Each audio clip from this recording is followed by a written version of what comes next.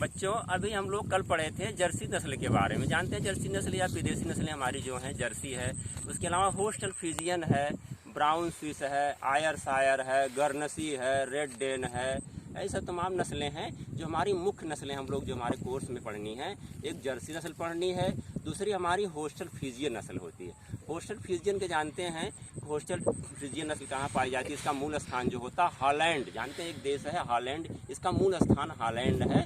और इसकी अगर हम पहचान के बारे में जानें कि जो हमारी ये होस्टल फ्रीजियन नस्ल होती है, इसकी शरीर बहुत लंबी होती है और बहुत भारी नस्ल है। इसके पीठ पर सफ़ेद और काले रंग के चकत्ते पाए जाते हैं। अक्सर इसकी विशेष ही लक्षण है, लेकिन कुछ नस्लों में ब्राउन कलर के या रेड कलर के भी जो चकत्ते पाए जाते हैं, लेकिन ज़्यादातर नस्लों में देखा जाता है रेड और वाइट कलर के ही पाए जाते हैं। और इस नस्ल की विशेष पहचान होती है, इसकी गर्दन बहुत लंबी होती है, मस्तक थोड़ा पतला होता है, लेकिन जो थथूने होते हैं, इसके नोस्टिल होता है बहुत चौड़ा होता है। इसके जो होते हैं नथुने या मजल काफ़ी चौड़े होते हैं, जबड़े बहुत मजबूत होते हैं। और इसके जो ककुद, जानते हैं विदेशी नस्लों के बारे में आप बता चुके हैं, इसके ककुद नहीं होता, इसकी पीठ एकदम पीछे तक सीधी होती है। और पीछे का जो हिस्सा होता है इसका रंप होता है, इसका नहीं, जिसको हम कूल्हा कह सकते हैं या पिन बोन या उसको कहते हैं पेल्विक बोन। ये जो बोन्स होती हैं पीछे देखिए तो लगभग सीधी होती हैं, और आगे से देखने पर वेज्ड शेप में होती हैं, या फनाकार भी कर सकते हैं इसको हम लोग। तो आगे से थोड़ी पतली लगती है, लेकिन पीछे चौड़ी होती हैं। इस नस्ल के जो थन होते हैं काफ़ी बड़े होते हैं। आगे से आप देखिए जो नाभि होती है वहाँ तक लटके रहते हैं, और पीछे जुड़ा रहता है जहाँ पर इसका आयन का, देखिए आयन होता, शीशा बोलते हैं उसको, ऑर्डर मिरर नाम से भी जानते हैं। तो पीछे जुड़ा रहता है, काफ़ी दूर तक फैला रहता है इसका आयन जो होता है। इसके थन जो होते हैं मध्यम आकार के होते हैं, और यह बहुत ही दुधारू नस्ल है। अगर देखा जाए विश्व में सबसे अधिक दूध देने वाली नस्ल है, कौन है? Hostel Friesian. और इसकी स्किन जो चिकनी होती है, और इसके जो काफ़ी लंबाई होती है, काफ़ी लंबी नस्ल है। और इसकी जो विशेषता इस नस्ल की है, ये लगभग एक ब्यात में 5000 से 6000 लीटर दूध देती है। आप एक ब्यात में बता चुके हैं कि लगभग 300 दिन का एक ब्यात होता है, तो इतने दूध देती है। लेकिन इस दूध की सबसे बड़ी ड्रॉबैक या इसकी कमी क्या है? इसके दूध में वसा प्रतिशत केवल 3 से 3.5% पाया जाता है। इसका दूध बहुत पतला होता है, तो इसकी वैल्यू कम होती है, लेकिन दूध की मात्रा सबसे अधिक होती है। इसके अलावा हमारी एक नस्ल होती है जो ब्राउन स्विस जानते हैं कि इसका जो मूल स्थान है ये स्विट्जरलैंड है। इसकी विशेष पहचान होती है ब्राउन कलर की या हल्के से रेड कलर की होती है, पीछे काफ़ी चौड़ी होती है। और इसकी जो सींग होती भी है, कभी कभी नहीं होती। अगर होती हैं तो एकदम सीधे ऊपर जा करके हल्का सा पीछे जरा सा हल्का सा टर्न लिए रहती है, बहुत हल्का सा। और इसके जो मस्तक होते हैं पतले होते हैं, गर्दन पतली होती है, और पीछे की तरफ बहुत चौड़ी, इसकी जो पीछे की चौड़ाई होती है काफ़ी चौड़ाई होती है। लेकिन ये नस्ल द्विकाजी नस्ल मानी जाती है। जैसे आप बता चुके हैं हम भारतीय नस्लों में द्विकाजी नस्ल क्या होती है, यानी वह नस्ल होती है जिसको हम लोग दूध के लिए और उसके जो बछड़े होते हैं खेती के लिए प्रयोग करते हैं। लेकिन विदेशों में क्या करते हैं, दूध तो इस्तेमाल करते हैं, लेकिन बछड़े खेती के लिए नहीं प्रयोग करते हैं, क्योंकि वहाँ पर उनके पास इतनी मशीनरी है, ट्रैक्टर है, तो बैल को खेती के लिए प्रयोग नहीं करते हैं। तो वहाँ पर गाय को हम, सांड को क्यों पालते हैं? मांस के लिए। तो वहाँ द्विकाजी का मतलब हो गया दूध और मांस के लिए गाय पाली जाती है।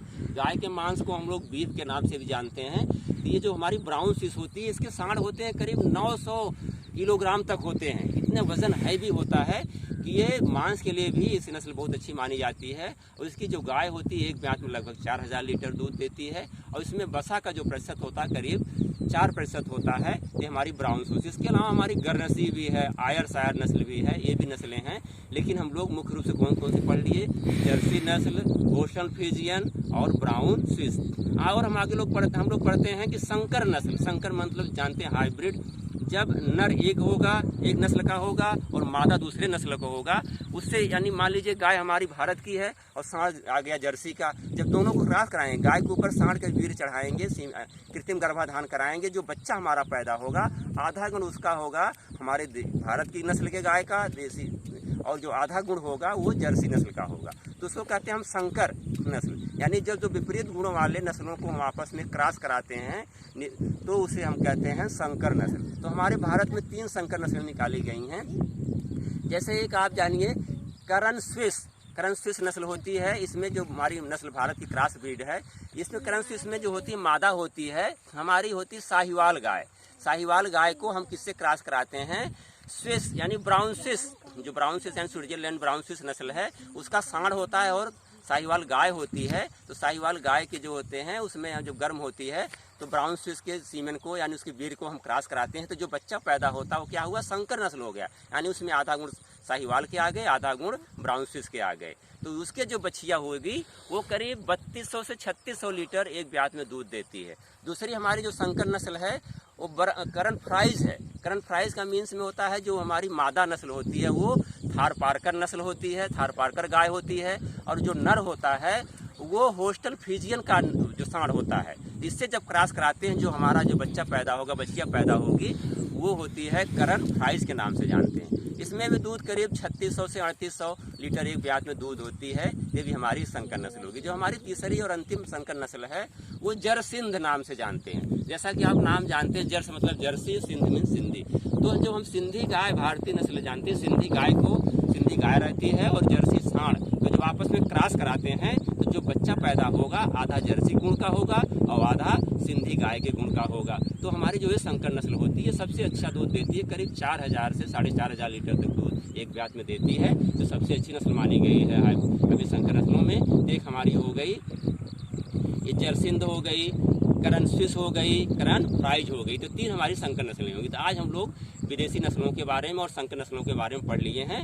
नेक्स्ट हम लोग पढ़ेंगे अपनी भैंसों के बारे में, जो भैंस की नस्लें होती हैं। ठीक है, आज से क्लास ये समाप्त करते हैं। अगर कोई और समस्या होती है आप किसी नस्ल के गाय के नस्ल के बारे में, चाहे भारतीय हो चाहे विदेशी हो, तो आप लोग दोबारा इस पर जो है संपर्क करके अपना जो है इस पर डालें, मैसेज डालें या डायरेक्ट संपर्क करके फ़ोन नंबर से बात करके आप उसकी शंका का समाधान कर सकते हैं। ठीक है, आज क्लास समाप्त होता है।